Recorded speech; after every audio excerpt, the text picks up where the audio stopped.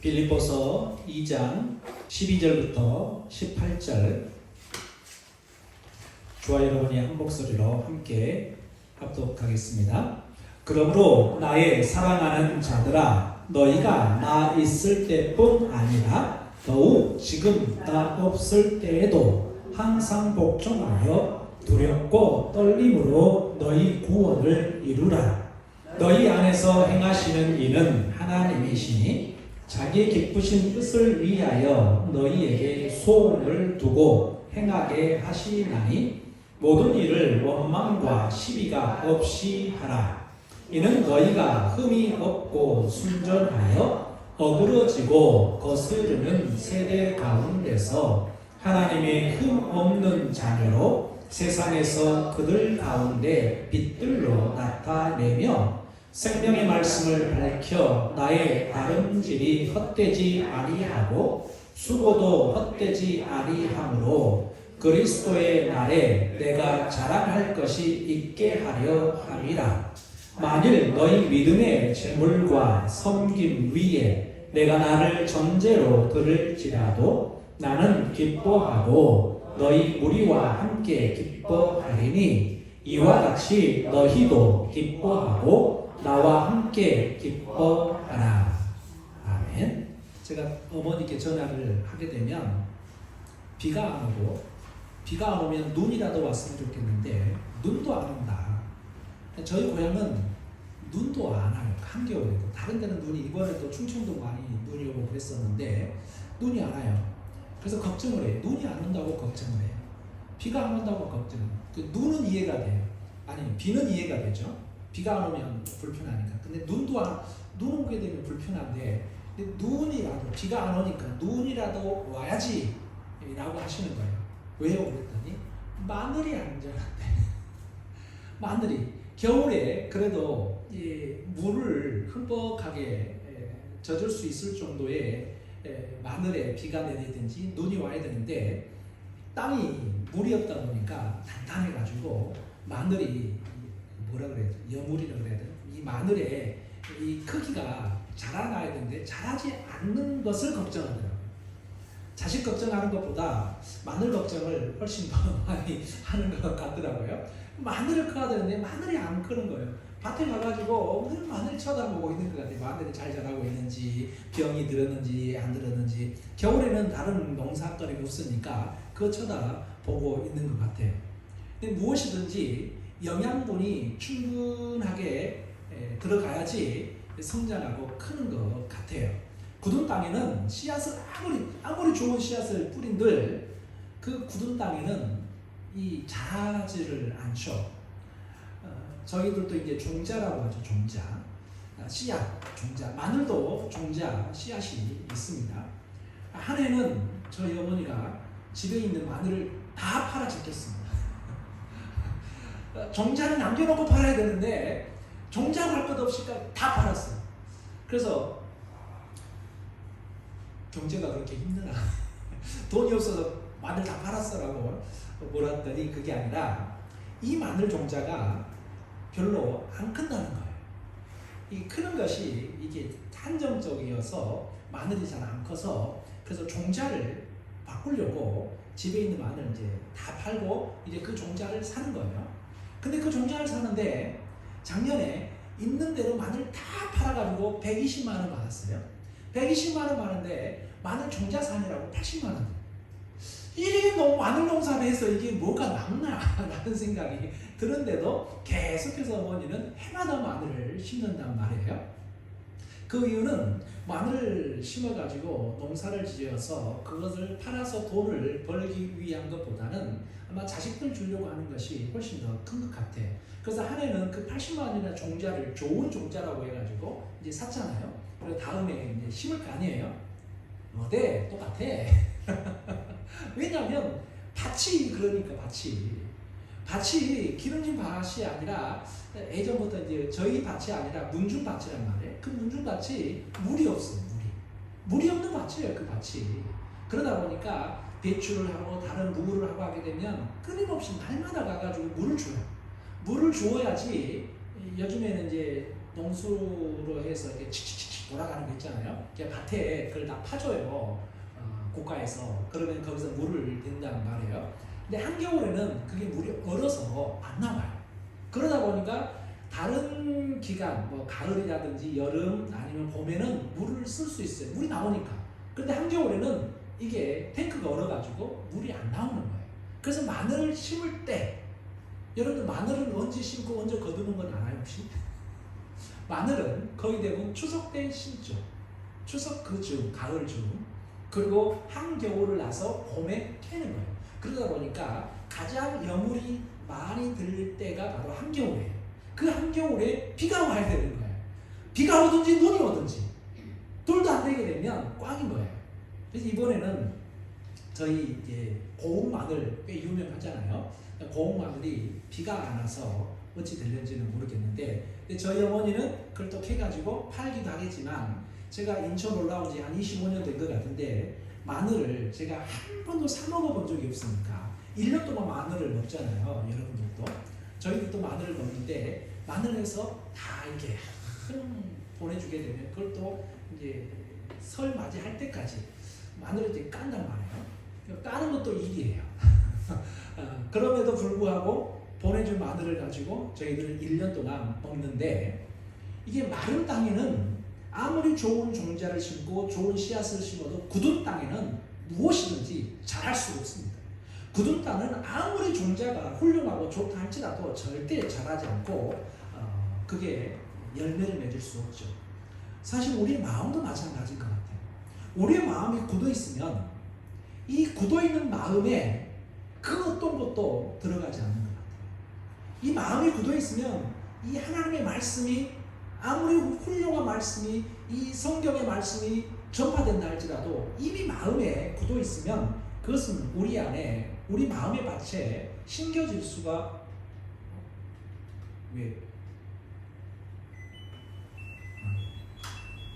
우리 마음의 밭에 심겨질 수가 없는 거죠. 심겨지지도 않고 그곳에서 자랄 수가 없다라는 것입니다. 우리의 믿음은 생명체 같아요. 우리 보이지 않는 추상적인 믿음, 추상적인 신앙. 근데 이 추상적인 믿음과 추상적인 이 신앙이 생명체인 것 같아요. 영양분을 많이 받게 되면 이 믿음도 잘 자라고 영양분을 받지 못하면 잘 자라지 않는 것 같아요. 생명체 같습니다. 그래서 이 신앙생활을 함에 따라서 믿음이 계속 자라야 되는 거예요. 가만히 있으면 저거 믿음 가만히 놔두게 되면 소용없고 그 믿음이 계속해서 변화되고 자라야 되는데 그 계속해서 자라지 않는 믿음은 건강한 믿음이라고 할 수 없겠죠. 오늘 본문 빌립보서 2장 12절 말씀에 보게 되면 한번 이 12절 같이 읽어보죠. 같이 읽겠습니다. 시작. 그러므로 나의 사랑하는 자들아 너희가 나 있을 때뿐 아니라 더욱 지금 나 없을 때에도 항상 걱정하여 두렵고 떨림으로 너희 구원을 이루라. 아멘. 자, 빌립보서는 사도 바울이 감옥에서 편지를 썼어요.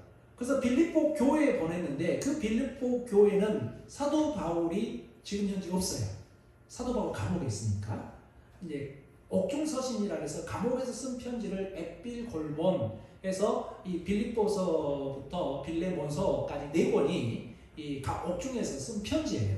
그러다 보니까 감옥에 있다 보니까 이런 표현, 나 있을 때뿐 아니라 더욱 지금 나 없을 때에도. 빌립보 교회에 담임 목사가 없어요. 사도 바울이 담임 목사였는데 개척을 하고 담임 목사였는데 담임 목사가 감옥에 들어갔으니까 담임 목사가 없어요. 그래서 빌립보 교인들을 향해서 나 있을 때뿐 아니라 나 없는 지금도 여러분들은 항상 걱정하십시오. 순종하십시오. 두렵고 떨림으로 너희 구원을 이루십시오. 이렇게 표현하고 있습니다. 자, 그런데 주목해야 될 내용이 뭐냐면 너희 구원을 이루라 라는 단어입니다. 너희 구원을 이루라 이 문장이 매우 중요한데 어찌 보면 우리는 예수님을 믿고 구원을 받았어요. 구원의 완성이 이루어졌다라고 할 수도 있겠죠. 그런데 사도 바울은 오늘 표현에 너희 구원을 이루라. 약간 이미 우리는 예수님을 믿고 구원받았는데 구원의 완성이 됐는데 무슨 구원을 또 더 이루어? 라고 의문점을 던질 수 있겠지만 이 말은 뭐냐면 예수님을 믿는 순간 우리는 어찌 보면 법적으로는 의인이 되었어요. 너 의인이 아닌데 의인이라고 해줄게. 너의 죄는 예수님께 대신 짊어졌어 라고 하는 거잖아요. 죄인이었던 우리가 의인이 되었어요. 이제 우리의 신분이 달라졌어요. 그런데 우리의 신분이 달라져서 예수님을 믿어서 구원받았다 할지라도 죄와 상관없이 사는 것이 아니잖아요.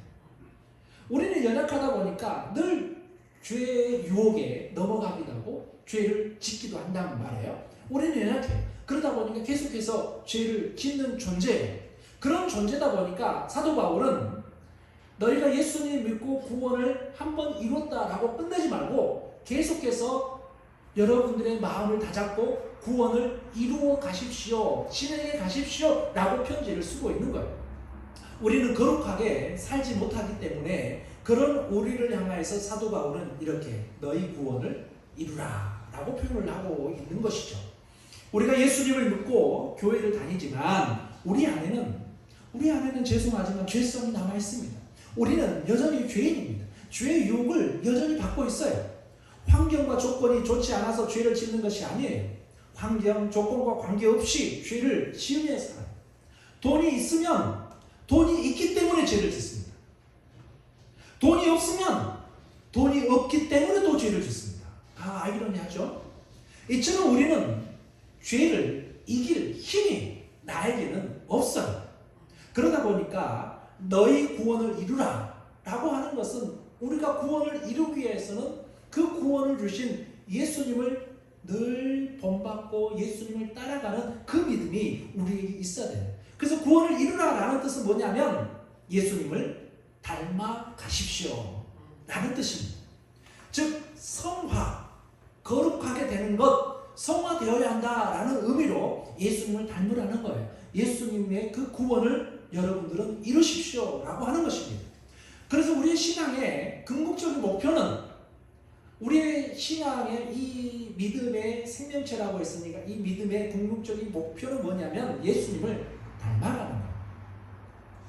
비유가 맞을지는 모르겠는데 제가 아는 권사님이 아주 신실한 권사님이세요. 신실한 권사님이신데 그 신실한 그리고 교회 안에서만 생각하고 믿음이 아주 좋아요. 아주 훌륭해요. 그 믿음이 아주 훌륭한데 이분이 삶의 낙을 어느 순간 발견했어요.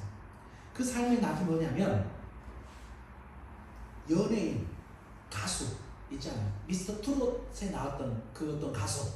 그 가수가 노래 부르게 되면 너무 마음의 위로가 되고 안식처처럼 느껴졌습니다. 그래서 미스터 트롯에 나왔을 때부터 팬이 되었습니다.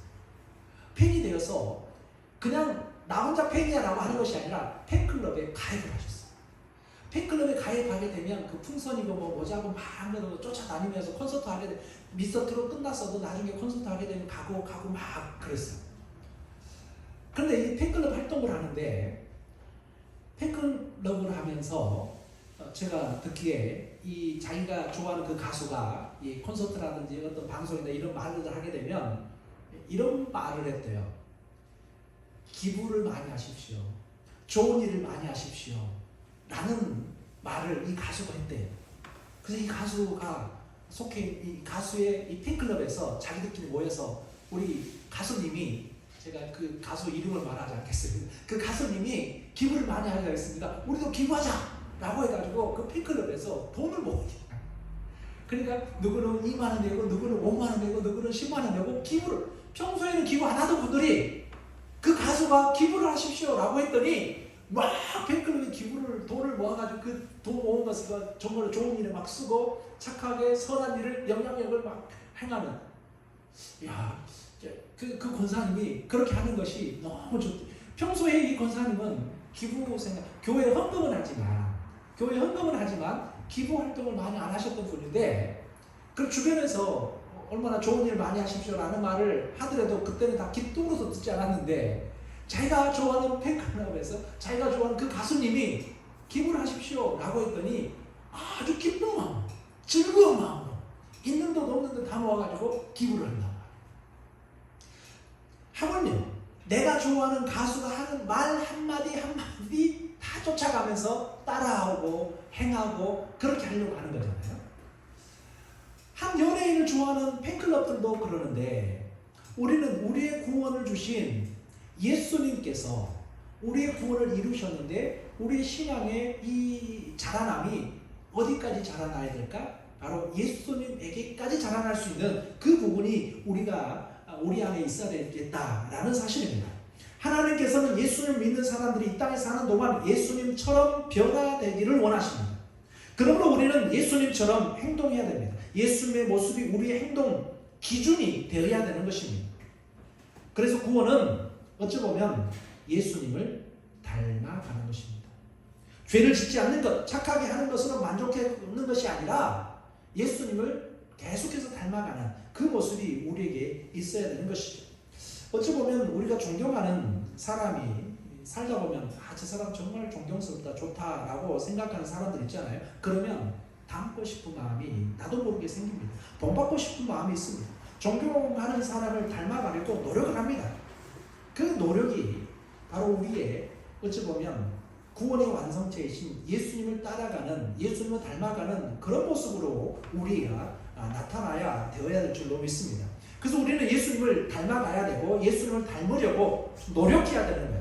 예수님보다 훌륭한 모델은 없기 때문에 이 신앙의 모델, 믿음의 모델은 예수님보다 더 나은 분이 없어요. 그래서 그분을 향해서 계속 쫓아가는 거예요. 자, 그렇다면 예수님을 본받고 예수님 닮아가기 위해서는 어떻게 해야 될까? 딱 우리가 이 성경의 말씀을 떠나서 내가 좋아하는 사람, 가수가 되든지 내가 좋아하는 누군가 있게 되면 저 사람의 행동, 저 사람의 하는 것들을 그대로 따라하려고 하는 것들 있잖아요. 제가 좋아하는 전도사님이 계셨습니다. 제가 청년 때. 근데 그 전도사님이 하는 모든 것들이 다 좋았습니다. 괜히 좋았어요. 그러다 보니까 그분이 하는 설교 스타일, 그들이 찬양 인도하는, 그분이 찬양 인도하는 스타일, 심지어는 그분이 탁구를 잘 쳤어요. 탁구를 잘 쳤는데 저도 그분 따라서 탁구를 잘 치고 싶어서 탁구 연습을 청년 때 막 한다고요. 내가 좋아하는 사람이 있는데 그 좋아하는 사람이 하는 것들마다 다 좋아 보니까 나도 그렇게 해야지, 나도 따라해야지 하니까 계속 하는 거예요. 지난번에 그분이 몇 년 만에 한국에, 캐나다에 계셨던 우리 교회에 와서 설교도 하셨죠. 그분이 강창국 목사님이었어요. 저는 그분을 따라서 계속, 그래서 나중에 그분 집에 가가지고 더부살이 하면서 그 집에서 공부를 하고 그분이 봤던 책들을 바라보면서 야, 이분이 이런 책을 보면서 하면서 참 막, 저는 그때 입시 준비를 하려고 재수하고 있었는데 재수 공부를 하지 않고 그분이 봤던 책들을 이렇게 보면서 야, 이분은 이런 책을 보셨구나, 이분은 이런 시를 읽었구나, 그분 따라가려고 막 노력했던 그 모습이 잊고 살았는데 얼마 전에 그분이 오셔서 만나서 이야기하다 보니까 그때 맞아 내가 그때는 목사님을 따라서 하려고 얼마나 애썼는지 알아요. 다른 것은 다 되는데 한 가지 안 되는 거 있더만요 하면서 제가 이야기했는데 그분이 찬양을, 노래를 엄청 잘해요. 근데 저는 그게 안 됐어요. 따라하려고 얼마나 일했었는데 안 돼요. 왜냐하면 그분은 허스키한 목소리가 그냥 타고났어요. 목소리 자체가 허스키한 목소리다 보니까 아무리 내가 그걸 따라하려고 해도 타고난 목소리를 어떻게 따라할 수가 있겠어요. 근데 그분이 그 허스키한 목소리로 찬양을 하게 되면 얼마나 멋있었는지. 그래서 우리 학교에서 이제 찬양 경연들을 하게 되면 늘 1등이었어요. 늘 특등이었어요. 왜냐하면 듀엣으로 나가는데 그 듀엣으로 나온 분이 저희 학교에는 음악학과, 교회 음악과가 있어요. 교회 음악과 그 누나하고 두 사람이 짝꿍이었어요. CC였어요. 캠퍼스 커플이었어요. 결혼해서 지금 같이 살고 계신 그분 두 분, 한 분은 음대생 여학생, 한 명은 허스키한 목소리의 신학생, 두 사람이 찬양 경연들을 하게 되는데 점수가 얼마나 잘 나왔어요. 또 화음부터 시작해서 감성, 감정, 모든 것이 완벽했죠. 근데 저는 그게 안 되더라고요.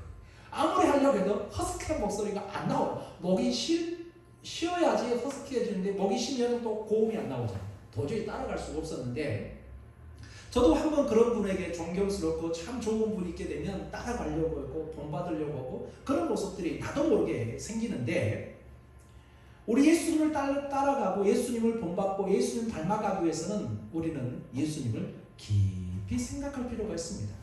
예수님을 바로 묵상해야 되는 거예요.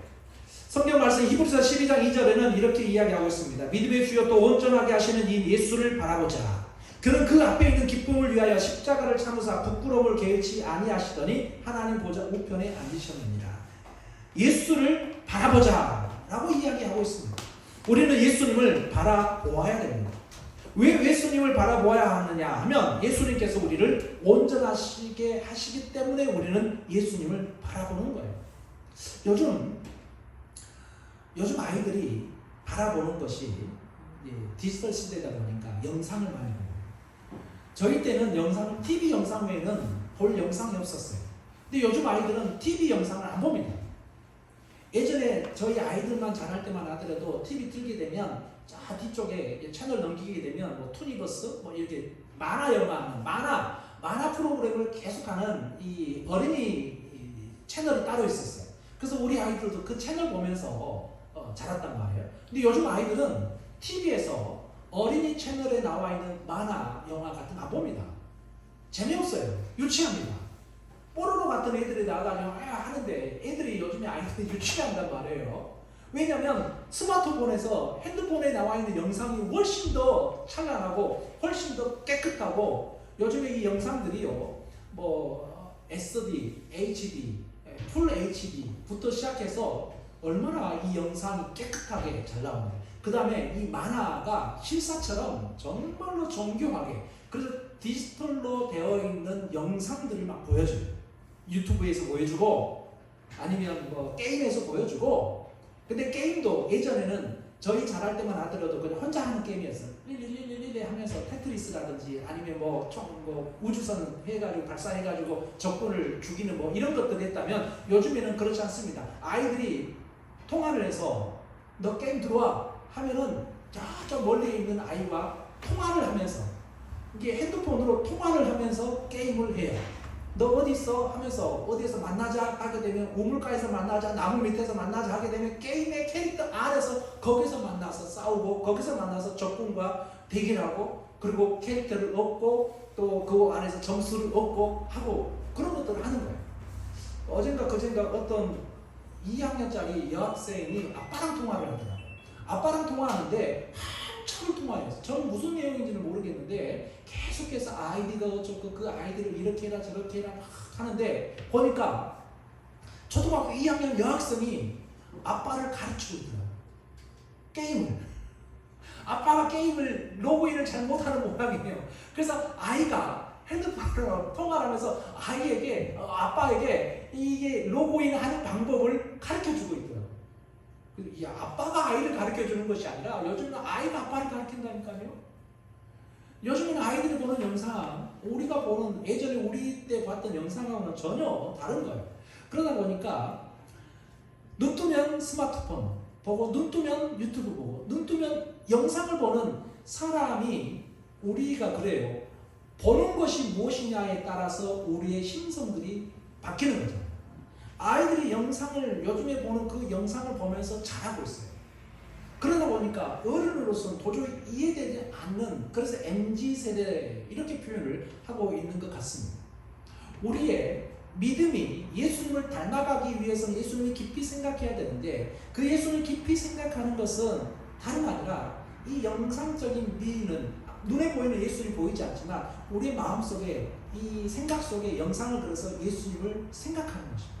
예수님을 깊이 생각하는 것입니다. 단순히 예수님의 겉모습, 예수님 뭐 흑인이었느니 백인이니 머리가 길었느니 머리가 짧았느니 이게 중요한 것이 아니라, 예수님께서 복음서에서, 예수님께서 성경을 통해서 우리에게 일려주신 이 말씀들을 깊이 생각하는 거예요.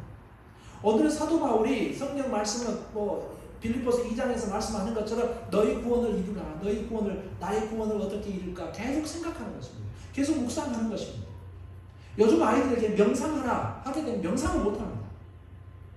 명상, 눈 감고 10초 동안 있으라 그러면 10초를 못 버팁니다. 명상이 무엇인지 1분 동안 가만히 있으라, 아이들이 1분 동안 가만히 있을 수가 없습니다. 명상이 안 돼요. 묵상이 안 됩니다. 왜냐하면 화려한 것들이, 화려한 영상미가 있는 것들이 눈만 뜨면 언제든지 볼 수 있는 이 스마트폰이 있는데요, 명상이 안 되는 거예요. 그럼 가만히 있는 것을 좀채로 못합니다. 우리는 가만히 있는 것도, 저는 성격이 유하고, 그리고 성격이 활달하지 못하고 그냥 내성적이었습니다. 그야말로 내성적인, 초내성적인 아이였어요. 자라면서. 그러다 보니까 초내성적인 이 아이가 제일 잘하는 것은 가만히 있는 것을 제일 잘했어요. 어렸을 때 제가 제일 잘한 것은 가만히 있는 거였습니다. 남의 집에 TV 보러 가더라도 말 한마디 하지 않고 가만히 2시간 동안 TV 보다 와도 저는 괜찮았습니다. 어색하지 않았어요. 근데 요즘에요, 단둘이 있다가 5분 동안 말하지 않고 가만히 있어봤어요. 얼마나 어색합니까? 1분도 가만히 있을 수 없습니다. 너무 어색해서. 무슨 말을 해야 돼요? 이게 우리가 예수님을 깊이 생각할 수 있는 이 묵상은요, 사실 요즘 MZ세대는 잘 안 돼요. 그래서 훈련이 필요하죠. 근데 여러분들은 여러분들의 장점이에요. 여러분들의 특기입니다. 여러분 세대는, 우리 세대는 가만히 있는 거 그냥 잘할 수 있는 이 환경에서 자라왔어요. 그래서 여러분들은 가만히 있는 거 이미 잘할 수 있어요. 훈련하지 않아도 여러분들은 가만히 있는 거 잘할 수 있는 이 세대입니다. 그래서 가만히 있되 그 가만히 있는 그 순간에 예수님을 깊이 생각해 보자 라는 것입니다. 그게 참 중요해요. 요즘 아이들이 가만히 있고 게임이 옛날 게임 주면서 그 게임 해봐 하게 되면 구려서 못해 이런 이야기들을 할 거란 말이에요. 화려한 것을 좋아하고 아니면 퍼포먼스를 좋아하고 TV만 보더라도 TV에서 막 퍼포먼스 많이 하잖아요. 그래서 요즘에는 화이트 데이가 돼, 발렌타인 데이 하게 되면요, 퍼포먼스를 뭔가 해야 돼요. 이벤트를 해야 돼요. 그냥 초콜릿 주면 안 되고 그 초콜릿 주더라도 다른 뭔가 꽃이 되든지 음악이 되든지 화려한 퍼포먼스가 들어가야지 감동을 받고 저 사람이 나를 진정으로 좋아하고 사랑하구나 이렇게 생각한다니까요. 퍼포먼스가 없어봐요. 아니면 청혼을 하더라도 청혼할 때도 퍼포먼스가 차에서 장미가 나오고 풍선이 나오고 그냥 반지 하나 주는 것으로 끝나는 것이 아니라 그 다른 기타 등등의 뭔가가 있어야 된다니까요. 펜트하우스 가가지고 통째로 카페를 빌려가지고 거기서 너와 나 단둘이서 음악이 나오는 가운데 해야 되고 이런 퍼포먼스를 해야지 내가 사랑받고 있구나, 내가 뭔가 특별하구나 이렇게 생각하는 요즘 세대입니다. 그게 중요한 것이 아니라 가만히 있는 것이 중요합니다. 이벤트, 퍼포먼스 그것은요 그 순간뿐입니다. 그 순간이 지나가게 되면 그때뿐이에요. 그러나 우리가 묵상하고 깊이 생각하면서 예수님을 생각하는 것, 눈을 감게 되면 예수님의 말씀이 생각나고 눈을 감게 되면 예수님께서 하셨던 그 모든 행함의 모습들이 생각나서 나도 그렇게 해야지 라고 생각하는 그게 바로 우리가 예수님을 본받기를 원하는 그런 모습입니다. 그래서 우리는 상상력이 필요해요. 상상력. 요즘 세대는 상상을 하지 않습니다. 왜냐하면 스마트폰에서 다 보여주기 때문에. 스마트폰에서 모든 것을 다 보여주기 때문에 굳이 상상하지 않아도 돼요. 우리가 상상했던 그 모든 것들을 이미 영상으로 스마트폰에서 이미 다 보여주고 있어요. 우리가 상상하지 않아도. 근데 내가 상상하지 않는 것은 내 것이 아니에요. 우리는 예수님을 깊이 생각하면서 예수님을 상상하고 하나님을 상상하는 것입니다. 이 모습이 우리에게 있어야 돼요. 그래서 우리가 상상하면서 하나님의 말씀으로 위로받고 그 하나님의 말씀을 통해서 성령의 행함이 우리 안에 있게 되는 것입니다.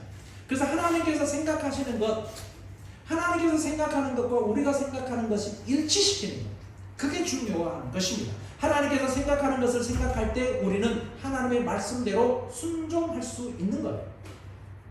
네 생각 다르고 내 생각 다르게 되면 절대 순종이 이루어질 수 없죠. 성경에 보니까 마르다와 마리아가 예수님을 초대했습니다. 예수님을 초대했는데 마르다는 예수님께 맛있는 음식을 장만해 드려야지 라는 생각으로 마음속에 분주했습니다. 근데 동생 마리아는 예수님이 오셨는데 다른 것 하지 않고 예수님과 같이 있었습니다. 마르다가 예수님께 와서 불평을 하죠.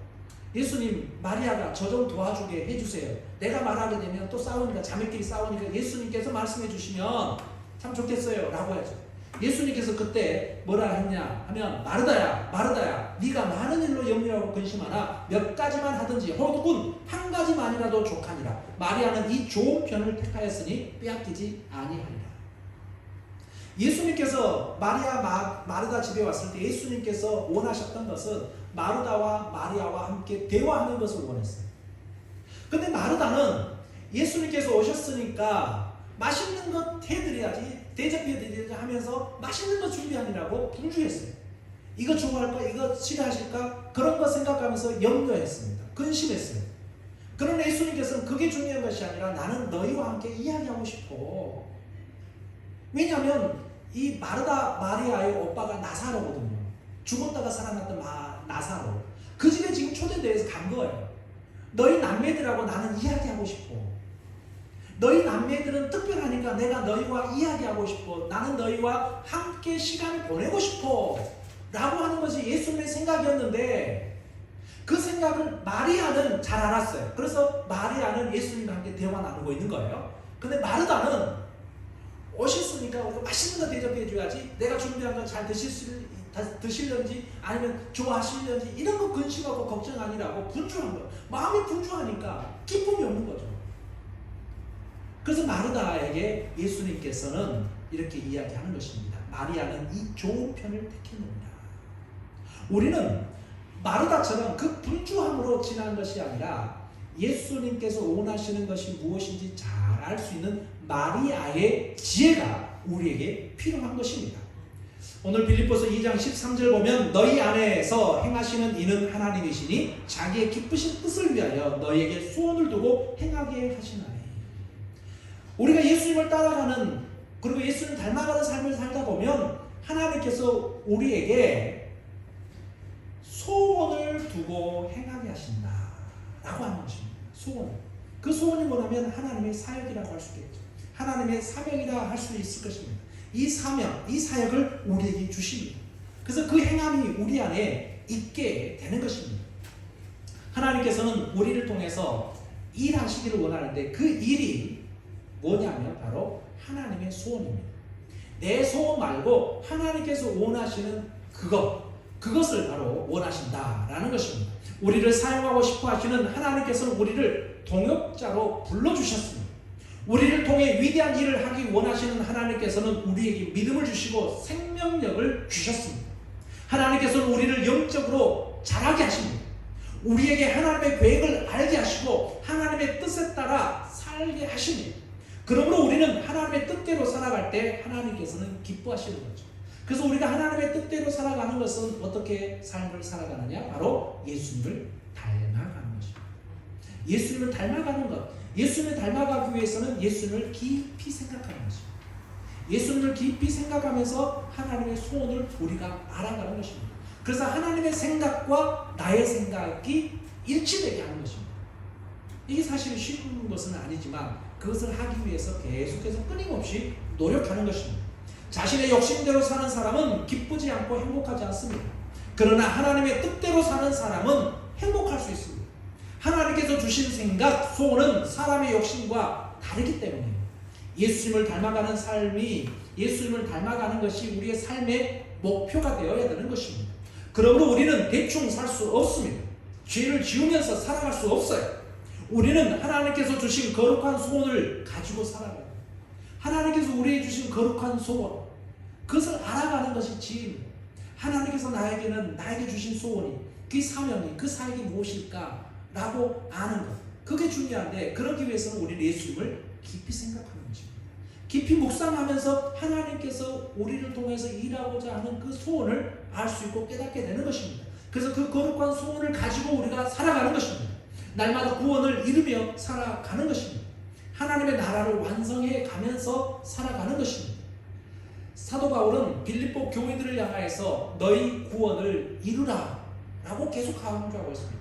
내가 감옥에서 죽는다 할지라도, 내가 이곳에서 나가지 못하고 교회 안에 다시 한번 발을 디디지 못한다 할지라도 여러분들은 여러분들의 구원을 이루면서 살아가십시오 라고 이야기하고 있는 이 본문의 말씀, 단순히 빌립보 교회들을 향한 말씀이 아니라 오늘을 살아가고 있는 신앙인들을 향해서 우리의 구원을 이루기 위하여서 우리는 어떤 삶을 살아가야 될지 고민의 말씀, 물음의 이 말씀을 우리에게 허락하여 계십니다. 다시 한번 나의 구원을 이루기 위해서는 내가 어떤 삶을 살아야 될지 깨달으면서 예수님을 닮아가는 삶, 예수님을 깊이 생각하는 삶, 그래서 예수님의 생각과 나의 삶이 일치되는 그런 모습으로 살아가기를 간절히 축원합니다. 기도하겠습니다. 좋으신 하나님, 하나님께서 우리에게 구원을 허락하여 주셨습니다. 그 구원의 은혜가, 그 구원의 기쁨이 우리 안에 있는 주는 줄 믿습니다. 이제 그 구원을 가만히 내버려 두는 것이 아니라 완성하고 이루어 나가기 위하여서 예수님의 생각과 나의 생각이 일치되게 하기 위하여서 예수님을 깊이 생각하고 묵상하며 살아갈 수 있도록 주님 은혜를 베풀어 주시옵소서. 그래서 우리의 삶이 예수님을 닮아가는 삶 되게 하여 주시고 그 예수님을 닮아가면서 하나님의 뜻을 행하고자 하는 그 믿음의 결실들이 열매를 맺어 나갈 수 있도록 주님 은혜를 베풀어 주옵소서. 예수님 이름으로 기도드렸사옵나이다. 아멘. 지금은 우리 주 예수 그리스도의 은혜와 하나님의 사랑과 성령의 교통 감화하신 은혜가 예수님을 닮아가기로 예수님을 깊이 묵상하고 생각하기로 마음에 다짐하는 우리 모든 성도들 머리 위에 저들의 가정과 직장과 사업터 위에 저들의 가정 위에 지금부터 영원히 함께하여 주시기를 간절히 축원하옵나이다. 아멘.